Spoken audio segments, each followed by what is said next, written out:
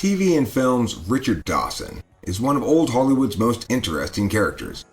He is best known for his work hosting the popular American TV game show Family Feud, where his peculiar habit of kissing contestants earned him the nickname the Kissing Bandit.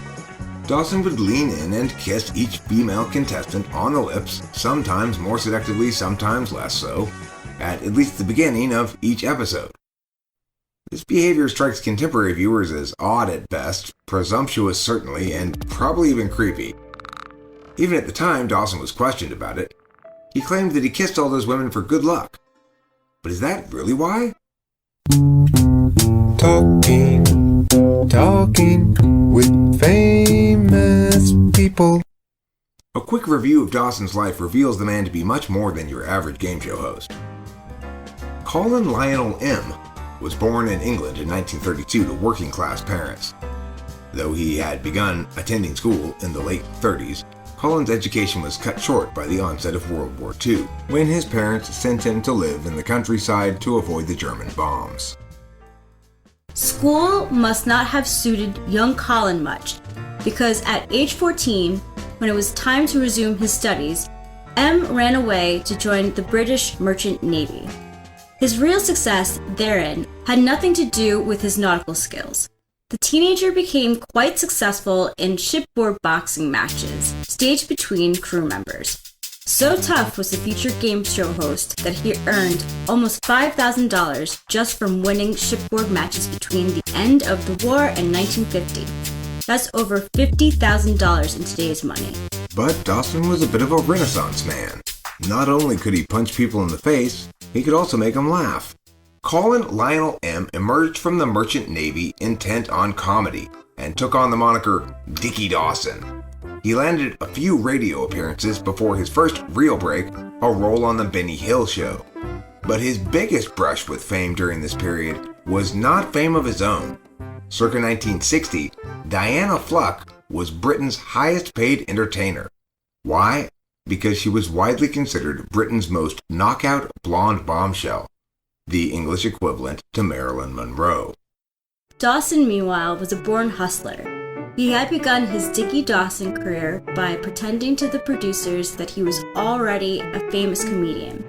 And when Diana Fluck asked him to manage an appearance on a Los Angeles talk show, Dickie pulled a similar trick. He presented himself as the longtime host of London's most successful talk show and indicated that he was unimpressed with the Los Angeles operation. Before long, the producers hired Dawson to host the show, and the bombshell sought services from Dawson of a much more sensual nature. Yep, Dickie had landed the supermodel. They married and moved to LA for his new job. 1963 was a good year for Dawson. He outgrew Dickie to become Richard and landed spots on high-profile shows including The Jack Benny Show and The Dick Van Dyke Show. But while the relationship may have been significant to the launching of his career, it also produced a great deal of scandal when the couple divorced in 1964. Among the accusations made by Diana were that Dawson threatened to beat the hell out of me, and that he made me a prisoner in my own home. Dawson was awarded custody of his two sons, and while the times were such that his ex-wife Diana was broadly condemned as a mother who had abandoned her children, Dawson himself called her decision a kindness and indicated that the presence of the children helped him survive a very dark 14 months after she left. 1965 to 1971 saw Dawson cast in military roles. He parlayed a bit part in POW film King Rat into his first big TV gig as Corporal Peter Newkirk in the popular comedy Hogans Heroes. Then, in 1968, Dawson played Private Hugh MacDonald in The Devil's Brigade. But Dawson seemed determined to be more than just a tough guy. He'd gone from boxer to comic in the 50s. Then the 70s saw Dawson's career mirror his early life, as he went from acting back to making people laugh. Dawson was added to the cast of Laugh-In near the end of the franchise, but in his brief stint, he impressed enough to catch the eye of pioneering game show producer Mark Goodman. Goodman first cast Dawson on Match Game 73, along two game show celebrity stalwarts, Charles Nelson Reilly and Brett Summers. Beginning in 1976, Goodman then called on Dawson to take on the newly created Family Feud. The show was a hit. It took less than a year for the Family Feud and Richard Dawson to defeat the Match Game in the ratings. Of course, it was during this time that Richard earned his nickname, the Kissing Bandit. So let's get back to that habit of his where he kissed on the lips each of the multiple women contestants competing on every episode of the show. Contemporary viewers tend to find his presumption appalling. But it should be noted that network executives back in the day were none too happy about it either. They repeatedly tried to get Dawson to stop. Instead, the host reached out to the viewers and asked them to write in and vote on the matter. The nearly 200,000 responses overwhelmingly favored Dawson continuing to kiss all the women and often teenage girls who came on the show. But why? That's, after all, the title of this video. There's a sensible reason for that apparent insanity, isn't there? A few possible explanations emerge. Foremost, reason 1. The obvious. Richard Dawson was a lustful fellow imposing himself on females in the days long before #MeToo. Possible, but not really supported by the evidence.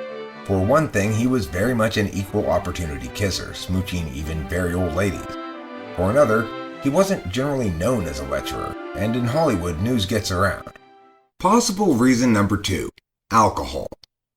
Dawson was a bit of a drunk. Kirk Fuller, who co-starred with Dawson in the 1987 Arnold Schwarzenegger vehicle The Running Man, recalls Richard's time on the set. Dawson started every day with a big glass of orange juice that was only half orange juice, and he would drink that all day. I think that's just how he got through the movie." Unquote. So what of this possibility? Also doubtful, because while it certainly seems plausible that a drunken Dawson's impaired judgment might have played a role in some wild decision to kiss a contestant one time, it wouldn't explain his long-term persistence in the behavior. After all, if it represented impaired judgment, why would he have been so consistent in kissing all of the women for the entire duration of the first run of the show? A possible third reason is that in the lips of these myriad women, Dawson really sought a flicker of the love he had once had, but had lost. His first wife, after all, had been the drop-dead gorgeous Diana Dors. And if People magazine is to be believed, Dawson had quite a difficult time getting over her indeed. The November 21st, 1977 edition reports on Richard's love life as follows. Quote, "He still totes enough of a torch to keep pictures of his first wife on the walls of their original Benedict Canyon home and to send flowers faithfully every birthday. Her latest was number 45. I always thought there'd be a lady after Diana," he says, "but it just hasn't worked out that way." Unquote. If this is indeed why he kissed all those ladies, it worked better than he had expected, because in 1981 Dawson met his future second wife, Gretchen Johnson, when she was a contestant on the Family Feud. And yes, he kissed her, just like everyone else. The couple were married in 1991, a year after the birth of their daughter Shannon Nicole. The first run of the Family Feud ended in 1985, but Dawson would have another crack at hosting in 1995 when the network asked him to replace Ray Combs, as ratings had begun to plummet under the new host. But this last stint, Dawson would engage in no kissing. He explained that he had made a promise to his daughter not to kiss anyone but Mommy. At the age of 79, Richard Dawson called out Survey Says for the last time. The date was June 2nd, 2012. The survey? Things happening to Richard Dawson today. The number one answer on the board? Death by esophageal cancer. I can only assume that as a man who smoked 4 packs a day until he was 61 and who mixed vodka and OJ at a 1-to-1 ratio, Richard Dawson felt pretty smug about the whole thing. One last surprising tidbit to finish off the video. Richard Dawson cut a psychedelic record while working on Hogans Heroes. Probably just as well he didn't stick with music, but we'll let you be the judge. Without further ado, an excerpt from Apples and Oranges by Richard Dawson, released on Carnation Records in 1967. Apples and oranges, apples and oranges, orange and red, a light overhead.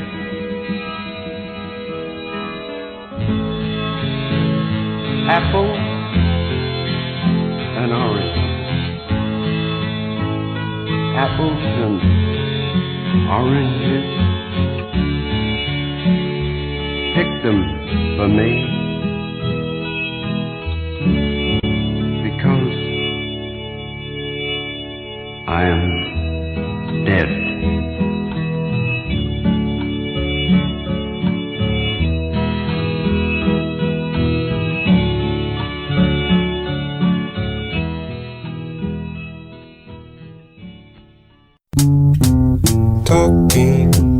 Talking with famous people.